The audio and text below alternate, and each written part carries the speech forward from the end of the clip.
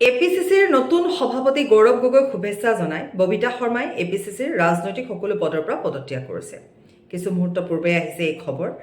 আৰু যিহেতু আজি কিছু মুহূৰ্তৰ পূৰ্বে এই খবৰো আহিছিলে যে এপিচিচিৰ নতুন সভাপতি হ'ল গৌৰৱ গগৈ। ভূপেন বৰা যিহেতু সভাপতি হৈ আছিলে আৰু এতিয়া ভূপেন বৰাৰ ঠাইত নতুন সভাপতি হ'ল গৌৰৱ গগৈ। আজি কিছুদিনৰ পৰা কুচকাৱাজ চলি আছিল। অৱশ্যে কিছু দিন বুলি ক'লে ভুল হ'ব, প্ৰায় এটা বছৰৰ পৰা এই কুচকাৱাজ চলি আছিলে। নতুন সভাপতি হ'ব আৰু নতুন সভাপতি গৌৰৱ গগৈ হ'ব, সেইটো এটা অতিকৈ চৰ্চিত বিষয় আছিলে। গতিকে তেনে ক্ষেত্ৰত সেই খবৰটো আজি সন্ধিয়াৰ ভাগত আহিল যে গৌৰৱ গগৈ নতুন সভাপতি হ'ল এপিচিচিৰ।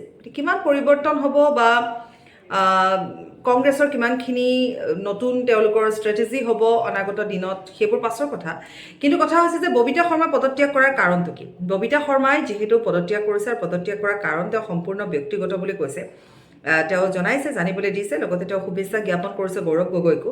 তেওঁ কাৰণ স্পষ্ট নহয়, যদিও বা তেওঁ ব্যক্তিগত কাৰণ বুলি জানিবলৈ দিছে।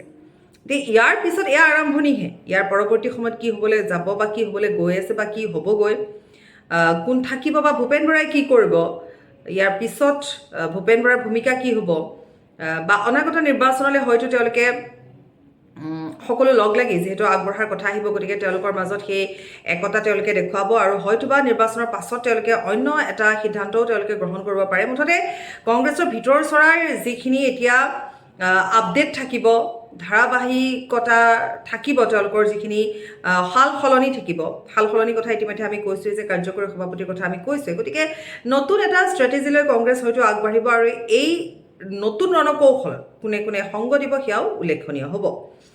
অহা সময়ছোৱাত এনেকুৱা বহুতো আপডেট আমি দিব পাৰিম যে কোনে কেনেধৰণে কি প্ৰতিক্ৰিয়া ব্যক্ত কৰিছে। কিন্তু মূল কথাটো হৈছে যে গৌৰৱ গগৈ সভাপতি হ'ল আৰু গৌৰৱ গগৈ সভাপতি হোৱাৰ পিছতে গৌৰৱ গগৈক শুভেচ্ছা জনাই ববিতা শৰ্মাই পদত্যাগ কৰিছে। এপিচিচিৰ সকলো ৰাজনৈতিক পদবীৰ পৰা তেওঁ পদত্যাগ কৰিছে। কাৰণ অৱশ্যে তেওঁ ব্যক্তিগত কাৰণ বুলি জানিবলৈ দিছে।